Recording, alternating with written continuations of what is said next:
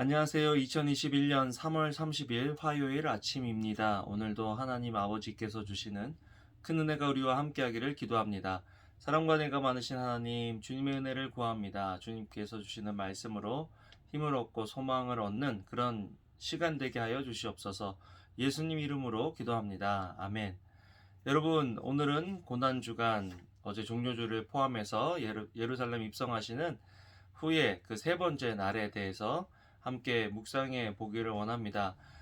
예수님께서 세 번째 날에 종말에 대해서, 마지막에 대해서 이야기를 하시는데요.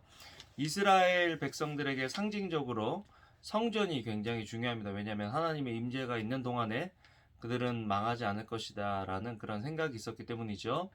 그래서 예수님께서는 성전의 붕괴에 대해서 말씀하시고요. 또 다른 하나는 이스라엘을 무화과 나무에 비유하는데요. 무화과 나무를 저주하시고 그 무화과 나무가 마른 사건에 대해서 예수님께서 이야기하시는 것입니다. 성전 정화를 하러 예루살렘에 들어가시기 전에 예수님께서 무화과 나무를 잎이 무성한 무화과 나무를 보시고 열매를 얻을까 하고 가셨는데 열매가 없었죠. 그래서 그 무화과 나무를 예수님께서 저주하셨습니다. 예수님께서 무화과 나무를 저주하시고 성전 정화를 하시고 그 다음날 또 성전에 들어가기 전에 무화과 나무를 보니까 무화과 나무가 말라 있는 거죠. 거기에 대해서 예수님께서 말씀하시는 것들을 보게 되는데요.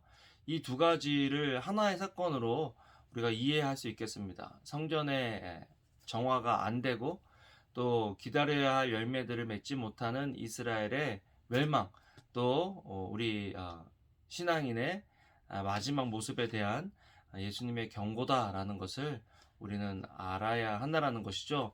먼저는 무화과 나무 사건을 좀 이야기하겠습니다.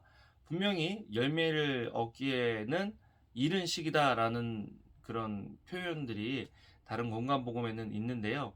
왜 예수님은 무화과 나무를 저주하셨을까? 배가 고프셔서 아니면은 십자가 지시기 전에 스트레스를 많이 받으셔서 화를 내시고 또 폭력적인 그런 일을 하셨는가? 라고 생각할 수도 있겠는데요. 이스라엘의 당시에 이스라엘의 무화과 나무는 4월부터 시작해서 10월까지 한 5번 정도 열매를 수확할 수가 있다라고 이야기를 합니다. 열매를 맺기 시작하는데요. 저희 집에도 이전에 무화과 나무를 심어봤는데 열매를 따도 계속해서 새로운 열매가 나오는 것들을 경험한 적이 있습니다. 이스라엘도 역시 마찬가지인데요. 지금 예수님께서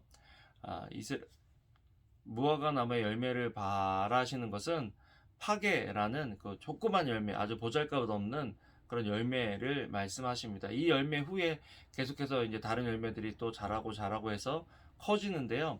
예수님께서 이 조그만 열매를 찾으려고 가셨는데 그 열매조차 없는 그런 무화과 나무를 보시고 상징적으로 이스라엘 백성들, 유대 민족들이 하나님께서 그렇게 오래 참으시고 또 돌보시고 기르셨는데 열매 맺지 못하는 그런 모습들이 이 무화과 나무 모습과 같다 그러면서 그 무화과 나무를 저주하신 거죠. 그래서 그 무화과 나무는 말라 죽게 됩니다. 여러분, 멸망이다라는 것이 오늘도 이렇게 보면요. 누가복음 21장 6절에 너희 보는 이것들이 날이 이르면 돌 하나도 돌 위에 남지 않고 다 무너뜨려 지리라. 지금 이 성전도 마찬가지죠. 사람들은 외적으로 화려한 무화과 나무도 잎이 있으면 이 파괴라는 것도 반드시 있어야 되는데 파괴는 없는 거죠.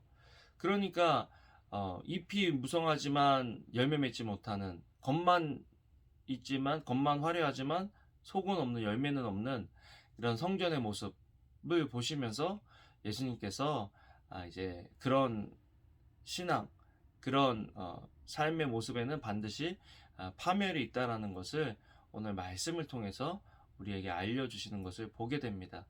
여러분, 우리가 지금 종말의 때를 살아가고 있다라는 것을 저는 계속해서 말씀을 드리고 있는데요. 이런 종말의 때를 살아가는 우리에게 필요한 것은 우리 자신을 말씀으로 깨끗이 가다듬고 또 열매 맺는 것입니다. 예수님께서 이와 비슷한 비유를 또 하시잖아요.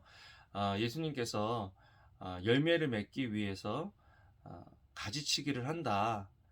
가지를 깨끗하게 한다. 그래서 너희는 내가 일러준 말로 이미 깨끗해졌다라고 이야기를 하시는데, 말씀으로 매일매일 우리의 삶과 생각을 가지치고 정리하지 않으면 우리도 열매 맺지 못하고 겉모습만 번지르르한 화려한 그런 신앙생활, 예수님께서 저주하시는, 예수님께서 경고하시는 그런 신앙생활을 할 수도 있다라는 것을 오늘 본문을 통해서 우리가 배우면서요, 정말 예수님께서 맺기를 원하시는 열매가 무엇이냐?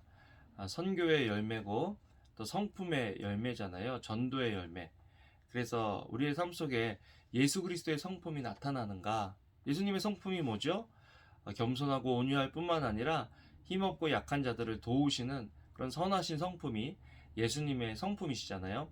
또 그 성품에 전도하시면서 하나님 나라에 초대하시는 그런 주님의 원하시는 그 열매들을 오늘 우리의 삶 속에서 맺기를 원하시는, 그래서 예수님께서 지금 열매를 원하셨던 것은요, 뭐 탐스럽고 맛있는 단 그런 무화과 열매가 아니라 정말 보잘것없는 볼품없는 열매라도 맺기를 보기를 원하신다라는 것들을 우리가 기억하면서 오늘 하루를 살아가면서 주님, 오늘 내 삶 속에, 우리의 삶 속에 예수님께서 보기를 원하시는 그 열매를 맺으며 살아가는 저희들 되게 해주세요라고 기도하며 예수님의 고난에 함께 동참하는 하루 되기를 소원합니다. 기도하겠습니다.